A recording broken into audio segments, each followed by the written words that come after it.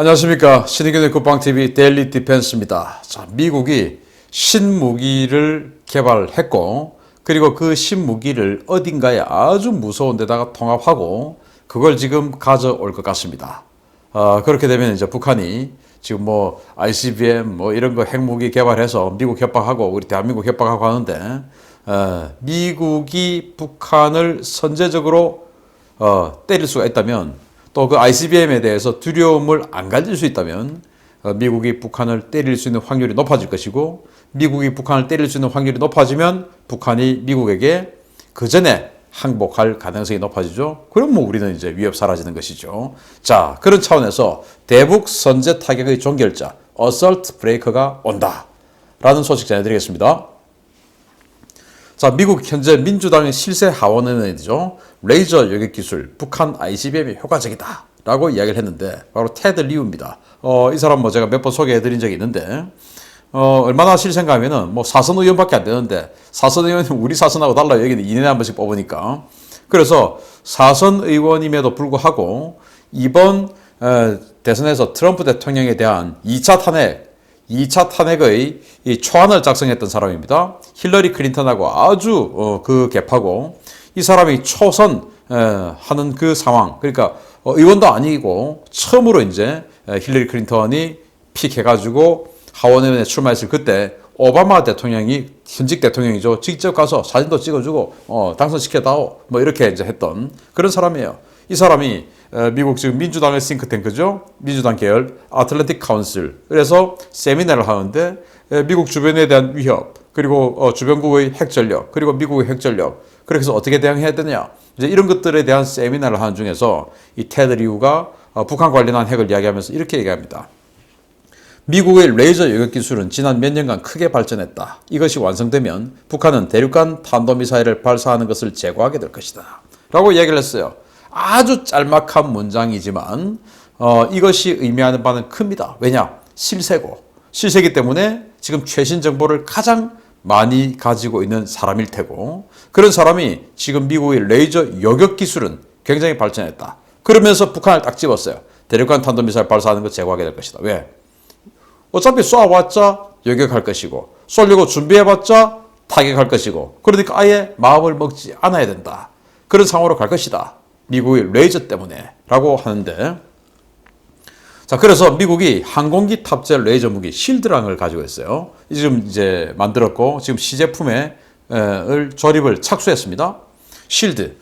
지금 여기가 이제 미 공군 연구소 연구원들인데, 여기 뒤에 있는 통이 노스롭 그루만에서 만든 실드의 퍼드입니다. 그 통이에요. 여기다가 이제 조립을 하는 건데, 기념사진 찍은 겁니다. 파이트 글로벌이 보도를 했는데, 미 공군 연구소는 이달 말까지 실드, 즉 셀프 프로텍트 하이 에너지 레이저 데몬스트레이터 퍼드를 납품받을 예정이며, 전체 시스템 통합 테스트는 2024년으로 예정한다. 그래서 올해 6월부터 이걸 조립하기 시작해서 계속 이제 실내 테스트, 실외 테스트 하고는 2024년에 진짜로 전투기에다 달고 테스트를 한다라는 거예요. 그러면 다 된 겁니다. 2024년 금방입니다. 자, 이렇게 해서 미국이 이런 실드라는, 뭐 실드 방패 아닙니까? 그러면 이제 말장난이죠. 그렇게 해서 이제 이 방패, 레이저 방패를 만들었다. 이제 조립에 착수한다라는 소식을 전해드리면서, 이 실드는 뭐냐? 잠시 소개를 해드리면, 지금 여기 이제 이 CG에는 F-16 전투기에다가 탑재를 한 것이 보이는데, F-16 전투기는 뭐 미국이 가지고 있는 전투기 중에서 가장 덩치가 작은 전투기죠. 그러면 가장 덩치가 작은 전투기에 탑재를 했다라고 하는 것은 이 전파의 출력이, 레이저의 출력, 그리고 이런 그 용량이 적을 수가 있겠죠. 그러면은 위력이 적을 수가 있겠죠. 그렇지만은 덩치를 더 키워서 훨씬 더 큰 항공기나 이런 데 실으면 더 강력한 레이저파를 쏠 수 있는 그런 여건이 조성되겠죠. 어쨌든 이 실드는 지금 여기에 이제 시제품을 만들어서 이렇게 하겠다라는 거니까, 미 공군 연구소와 노스롭 그루먼 주도로 개발 중인 전투기 탑재 소형 레이저 파드 시제품입니다. 고체 연료를 이용한 고출력 레이저를 이용해 접근하는 적의 미사일을 요격하는 방어 수단으로 개발되고 있으며, 출력을 높여 공격용으로도 사용 가능합니다. 올해 시제품 제작이 완료되고 2024년 전투기에 탑재해서 첫 요격 실험이 예정됩니다. 그래서 일단 이렇게 전투기용으로 개발해서 전투기에게 적의 미사일이 날아옵니다. 공대공 미사일 날아오면 그걸 이제 요격해버리고, 전투기가 적진에 침입하는데 적의 지대공 미사일이 올라옵니다. 그걸 이제 이런 식으로 요격해버리고, 이제 이게 첫 번째 목표고, 그리고는 이제 전투용으로도 자신이 적 전투기를 또 이 레이저로 찢어버려가지고 격추시키는 이제 이런 것까지 가겠다라고 하는 게 쉴드입니다. 이게 2024년에 첫 실전 테스트, 실제 테스트를 하고, 올해 6월까지 조립을 다 한 후에 계속 지금부터 테스트를 하겠다. 다 만들었다는 겁니다. 기술은 다 됐다는 거죠. 자, 그런데 여기에서 테드 리우가 이야기하는 이 쉴드, 이 레이저 무기를 F-16에 장착해가지고 F-16 가지고 북한 영공에 들어가가지고 뭐 지지고, 이건 안 될 거 아니겠습니까? F-16 스텔스도 아니고, 또 F-35도 안 돼요. F-35는 스텔스 전투기인데 여기 내부부 장창에다 탑재를 해야 되는데 그게 안 되죠. 이건 파드니까. F-35 탑재를 하면은 F-35가 스텔스가 아니게 됩니다. 그래서 F-35도 아니에요. 그럼 뭐냐? 왜 테드 리우는 저 레이저 가지고 뭐 어떻게 하겠다는데 북한이 왜 쫄아야 되냐? 라는 이야기를 왜 하냐? 바로 이겁니다. RQ-180.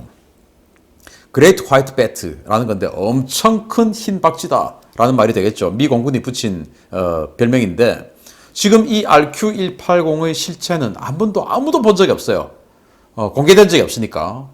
그 전에 모델이 RQ-170 센티넬입니다. 센티넬 정말 대단한 전략 무기였죠. 정찰도 하면서 완전히 뭐 적의 항공기까지 그냥 해킹해가지고 통제해버리고 막 이제 기능을 다운시켜버리고 이럴 정도로 정말 대단한 무기였는데 2011년도에 이란에서 추락했습니다. 그래서 이란에 그 기술이 다 빠져나간 것으로 생각을 하기 때문에 미국이 그 즉시 이제 이 RQ-170 센티넬 최신 무기였지만 그것의 임무를 해제하고 다시 RQ-180을 만들었어요. 그래가지고 지금 뭐 실전에 투입하고 있다. 여러 가지 설이 있는데 뭐 실전에서 활약하고 있겠죠. 지금도 중국 상공에 들어가가지고 여러 가지 촬영하고 있을 수 있겠죠. 왜냐? 아무도 안 밝히고 전략 무기이기 때문에 미국의 뭐 토노파 사막 이런 데서 가끔 육안으로 보이기는 한다고 합니다. 신무기 테스트 하느라고. 그러면 그 토노파 사막이나 이런 곳에서 신무기 테스트, 무슨 신무기 테스트 하냐? 바로 레이저 무기 탑재, 그리고 이제 좀 이따 말씀드릴 어설트 브레이크 역할, 이런 걸 하는 거 아니겠냐라는 건데, 2010년대 중반 RQ-170의 후속으로 미 공군에 7대 이상이 배치된 것으로 알려진 최신형 무인기입니다. 40m에 달하는 날개 길이를 가지고 있고 18km 이상의 고고도에서 장기 채공이 가능합니다. 정찰용 포드 외에도 엘린트, 코민트, 전자전 재밍까지 가능한 다목적 플랫폼입니다. 엘린트, 즉 감청도 하고 통신정보, 코민트 통신정보도 수집해오고, 그리고 상대에 대해서 전자전 재밍까지 걸어버리는 이런 능력까지 가지고 있는데, 덩치가 어마어마하게 크죠. 날개 길이가 무려 40m. 날개 길이가 40m, 이게 얼마나 대단한가 하면은 글로벌 호크 날개 길이가 39.9m입니다. 그런데 글로벌 호크는 날개가 글라이드형으로 아주 길게 생겼고 동체는 요만하죠. 그런데 이건 보시다시피 B2처럼 이 동체가 가오리처럼 엄청나게 큽니다. 그런데 이 큰 동체 합해서 길이, 이 폭이 40m라고 하니 글로벌 호크만큼 폭이 긴데 동체는 글로벌 호크와 비교가 안 되게 뚱뚱하니까 이건 뭐 이 탑재량이 어마어마하겠죠. 그러면은 F-16에 조그맣게 달았던 그 실드, 이런 걸 이 RQ-180에는 어마어마하게 덩치 큰 실드를 장착할 수 있겠죠. 그 F-16에 장착하는 그 실드는 지금 이번에 6월 달부터 테스트하는 그 실드는 3에서 4km 정도의 사거리를 가지는 레이저 포를 만든다고 해요. 그런데 앞으로 이제 출력도 강화시키기 위해서 한 10km 사거리까지 늘리겠다고 하는데, 여기 이 RQ-180 같이 이런 어마어마하게 덩치 큰 이 항공기에다가 탑재를 하면 정말 뭐 제대로 된 사거리, 레이저 사거리가 나오겠죠. 자, 그래서 미국은 이 RQ-180 기반의 미래형 종심 타격 플랫폼 어설트 브레이커를 추진한다. 어설트 브레이크, 적의 공세를 그냥 분쇄시켜 버린다, 이건 거죠. 미 국방부의 방위고등연구계획국 과학자들은 비밀리에 새로운 프로젝트를 진행 중이며, 이는 중국과 러시아를 저지하기 위한 차세대 무기다. 이 프로젝트는 어설트 브레이크 2로 불리고 있으며 그 이름만으로도 파괴적인 잠재력을 강하게 풍기는 사업이며, 기반 플랫폼으로 RQ-180 무인기가 후보로 거론된다 라고 3월 9일 날 포브스가 보도를 했습니다. 완전히 최신 보도죠. 그래서 RQ180이 기반되는 어설트 브레이크 2가 나온다. 근데 RQ180 아까 제가 실드 이야기를 했지 않습니까? 레이저포. 그런데 또 포브스는 비슷한 시기에 테드 리우와는 또 별개로 RQ180을 거론하면서 이 적의 중심에 들어가서 적진 깊숙이 들어가서 어설트 브레이크, 즉 적의 이 공세 전력을 완전히 그냥 분쇄해버리는 이런 무기 체계를 만드는데 그 플랫폼이 RQ180, 완벽한 스텔스 무인기인 RQ180이 그 플랫폼이 될 것이다. 그러면 이걸 가지고 뭘 할 거냐? 자, 그런데 여기에 어설트 브레이크 2라고 했죠. 그러면 또 1은 뭐냐? 과거 냉전 시기에 소련 억제 전략의 핵심이었습니다. 어설트 브레이크는요. 소련은 바르샤바 조약기구를 만들었죠. 그래서 공산국가들, 지금 이제 러시아 외에 지금 벨라루스 이런 나라들 예전에는 다 소련이었으니까 그 소련 서쪽에 바로 폴란드가 있었고 뭐 그 밑으로 해서 뭐 루마니아, 헝가리, 유고슬라비아 뭐 이런 이제 이 체코슬로바키아 이런 공산국들이 많았죠. 유고는 이제 나는 싫어했지만은 나머지 국가들 알바니아까지 전부 이제 소련의 바르샤바 조약기구에 들어갔고 그렇게 해서 뭐 어마어마한 기갑군단을 만들었고 그 기갑군단을 완전히 1제대, 2제대, 3제대 이렇게 해서 완전히 그냥 제대별로 쫙 짜가지고 5만 대의 탱크를 딱 배치를 해갖고 고 하면은 그냥 이 동독으로부터 해서 서독으로 쳐들어가는 이 전략을 만들었었죠. 그게 이제 이 팔로우 포스 전략이었는데 대규모 제대 전술이었죠. 그러니까 이제 미국 입장에서는 굉장히 겁나고 이거 어떻게 해야 되냐. 그래서 뭐 공격 헬기도 나오고 어마어마하게 신무기가 그로에서 나왔는데 저걸 어떻게 저 엄청난 공격 제대를 해결해야 되겠냐라고 해서 나온 게 바로 이 어설트 브레이커입니다. 1980년대 후반에 바르샤바 조약기구의 대규모 FOF, 즉 팔로우 포스를 중심 깊숙한 곳에서 타격하기 위해 고안된 원거리 광역 제압 구상입니다. 전술 탄도탄은 물론 전술 항공기에서 투발되는 미사일의 다양한 유형의 소형 미사일을 통합해서 대량의 표적을 동시에 제압하기 위해 고안되었습니다. 그래서 그 바르샤바 조약기구와 미국을 중심으로 한 이 나토가 격돌하는 이 동독, 서독 이 지역은 평원입니다. 구릉 지역이에요. 그러다 보니까 이 전차들이 어마어마하게 이 힘을 발휘할 수 있는 곳이죠. 우리 같은 산악 지역하고는 조금 더 다르죠. 그래서 1960년대, 70년대는 그 소련 바르샤바 조약기구의 엄청난 기갑 부대들을 대항하기 위해서 자 그래 안 되겠다. 공격 헬기란 걸 만들자. 왜? 나토의 탱크는 2만 대인데 바르샤바 조약기구의 탱크는 5만 대예요. 상대가 안 되죠. 그러면은 어떻게 해야 되냐? 탱크 대 탱크로 붙으면 안 되구나. 그러면 여기는 공격 헬기란 걸 만들자. 해서 이제 코브라 만들고 뭐 이제 이렇게 해서 공격 헬기가 등장했고.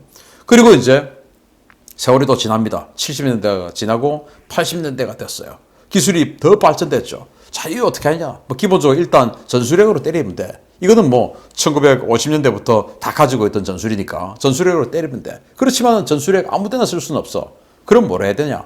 그렇게 해서 어설트 브레이크를 만든 거예요. 미사일 하나에 보시다시피 이렇게 이 무슨 뭐 바늘처럼 아주 많은 이 자탄 미사일을 집어넣는 겁니다. 그렇게 해서 적의 기갑부대가 쫙 있으면 쫙 미사일이 내려가면서 완전히 분해가 돼가지고 이 미사일 하나하나 수십 개니까 수십 개로 분리가 되어서 적의 탱크들을 하나하나 그냥 때려버리는 겁니다. 또 적의 공군기지에 또 공습을 합니다. 그럼 공군기지에 있는 좀 여기 보시다시피 지금 미그 29, 뭐 수호 27 이런 게 있는데 공군기지 격납고 하나하나 때려서 그냥 다 제거해버리는 겁니다. 그렇게 해서 이제 이 어마어마하게 많은 소련 그리고 바르샤바 조약기구의 탱크와 전투기들을 깨버린다. 그렇게 해서 이제 하나씩 이렇게 분리되는 모습을 보여주는 건데 이렇게 이제 개발하려고 구상을 했었어요. 그러다가 뭐 냉전이 끝나버렸죠. 왜냐 이런 거 막 개발하고 하니까 소련도 우리도 뭐 해야 되겠네 하고 뭐 돈 쓰고 하다가 이제 그냥 레이건에게 고르바초프가 손들어 버렸죠. 자, 그게 이제 실전에 배치되지 못한 첫 번째 어설트 브레이커였어요. 그걸 지금 이제 중국이 상대가 되고 다시 러시아가 상대가 됐고 북한이 지금 깔짝거리고 있는 이 상황에서 미국이 2를 만들겠다라고 한 겁니다. 자, 그래서 레이저와 HPM, 초소형 미사일 등으로 무장한 이 어설트 브레이커 2 어떤 무장이 탑재될 것인가 한번 보면요. 아까 뭐 테드 리우 의원이 말했던 것처럼 이제 실드, 레이저 무기가 당연히 들어가겠죠. 항공기 탑재형 고에너지 레이저 무기입니다. 유효 사거리는 3에서 5km 이상인데 곧 10km 이상으로 확장하겠다라고 했고 2024년 불과 얼마 후에 실용화됩니다. 그리고 HPM 이거 지금 돼 있죠. 여기는 이제 제즘 이 제즘 사거리 900km 이상의 제즘 ER 이 탄에다가 HPM 고출력 마이크로웨이브 전자파를 쏠 수 있는 이 에너지를 집어넣습니다. 그렇게 해서 900km니까 계속 선회하면서 100회 이상 그냥 계속 HPM을 쏴버리죠. 그러면은 이 고출력 아주 마이크로웨이브를 쏴버리면은 이제 전자레인지에 들어가서 쇠가 그냥 불꽃이 튀어버리듯이 회로가 파괴되죠. 이렇게 해서 계속 선해 비행을 하면서 이 마이크로웨이브를 쏘아서 적의 이 회로, 칩, 이런 것들을 다 그냥 반도체를 파괴시켜버리는 이제 이런 그 전자전 공격 포드를 장착할 수도 있고, 그리고 이제 물리적인 타격으로 이게 바이퍼 스트라이크, 이건 이제 폭탄입니다. 활공폭탄. 아주 정밀하게 들어가는 활공폭탄인데 무려 1m 이내의 이 목표를 타격할 수 있는 그런 엄청나게 정밀한, 그러면서 사거리는 10에서 20km. 근데 이게 또 덩치가 작아요. 무게는 20kg밖에 안 돼요. 그러니까 이 RQ-180 같은 엄청나게 덩치가 큰, 거기다가 스텔스이고 이런 항공기에 이 바이퍼 스트라이크 같은 폭탄 아주 많이 탑재할 수 있겠죠. 그래서 북한 지역에 들어가서 선회를 하면서 저기 지금 발사기 나왔네, 쏴 해가지고 이제 바이퍼 스트라이크 쫙 날리면은 파괴돼 버리고, 또 저기 나왔네, 쏴. 그리고 여기 이제 AGM-176 그리펜, 여기 미사일입니다. 공대지 미사일이에요. 미사일이다 보니까 초음속입니다. 역시 덩치도 아주 작아요. 길이는 1m 6cm, 그리고 굵기는 14cm. 작죠. 요만하죠. 이런 거 역시 무게는 20.4kg밖에 안 하고, 이걸 또 수십 발 탑재를 하죠. 사거리는 20kg가 넘어요. 명중 오차는 이건 센티미터급입니다. 몇십 센치도 안 되고 그냥 10cm 이하의 명중. 그냥 무조건 명중하는 겁니다. 이런 거, 이 RQ-180은 엄청나게 덩치가 큰 스텔스 기체이기 때문에 계속 북한 지역에 채공을 합니다. 밤에는 보이지도 않아요. 낮에는 눈에 띌 수 있으니까 위험하니까 밤에 들어가서 계속 채공하면서 나오면 쏴, 나오면 때려, 이렇게 할 수 있는 거죠. 그리고 북한이 미사일 쏘면 그리고 이제 이 실드로 요격해버려. 레이저포 쫙 요격해버리고, 그러면 북한의 무게에 대해서 겁이 안 나는 것이죠. 그러면 이 RQ-180을 가지고 어설트 브레이크 하는 이 자산 외에 이제 북한이 겁 안 나는데 뭐가 겁나겠습니까? 그냥 다 때려버리는 것이죠. B-52, B-1B, B-2 와서 그냥 무자비하게 때려버릴 수 있죠. 그래서 어설트 브레이크 2는 적의 중심 표적을 공격하고 무력화시키기 위해 개발되는 것이며, 새로운 센서와 네트워크 기술을 적용하고 기존의 시스템을 기반으로 제작될 것이다. 기존의 시스템을 기반으로 제작될 것이다 해서 제가 기존의 시스템 중에서 HPM, 그리고 바이퍼 스트라이크, 그리고 그리펜, 이런 것들을 기존의 시스템이 뭘까? 이거 아닐까라고 해서 제가 선정을 한 겁니다. 자, 그래서 북한은 시간은 우리 편이야 라고 김정은이가 이야기했지만, 제가 봤을 때 시간은 북한 편이 아니고 미국 편입니다. 왜? 자기네들이 창을 개발하는 속도보다 훨씬 더 빠르고 정교하고 강력하게 방패를 개발하고, 또 그 방패를 들고는 다시 김정은의 목을 직접 타격할 수 있는 창을, 그것도 너무나 정밀한 창을 지금 아주 빠른 속도로, 그리고 아주 많은 다양한 창들을 개발하고 있기 때문에 김정은이는 결코 시간은 자기 편이 아니다라는 걸 알아야 됩니다. 그래서 발사의 왼편, 즉 쏘기 전에 때리는 그 기술과 자산, 미국이 한두 개가 아니고 이렇게 지금 계속 개발하고 공개하고 알려주고 있다. 알려주고 있다는 말은 김정은 보고 겁먹으라 이 말이거든요. 그래서 김정은이가 곧 넘어질 그런 상황 저는 기대합니다. 또 가능할 것이라고 봅니다. 우리 정부만 이상한 헛짓 해가지고 여기 도와주려고 나쁜 짓, 국제적으로 해서는 안 되는 짓 하지 않는다면 곧 가지 않을까라고 생각합니다. 어설트 브레이크 기대합니다. 마치겠습니다. 감사합니다.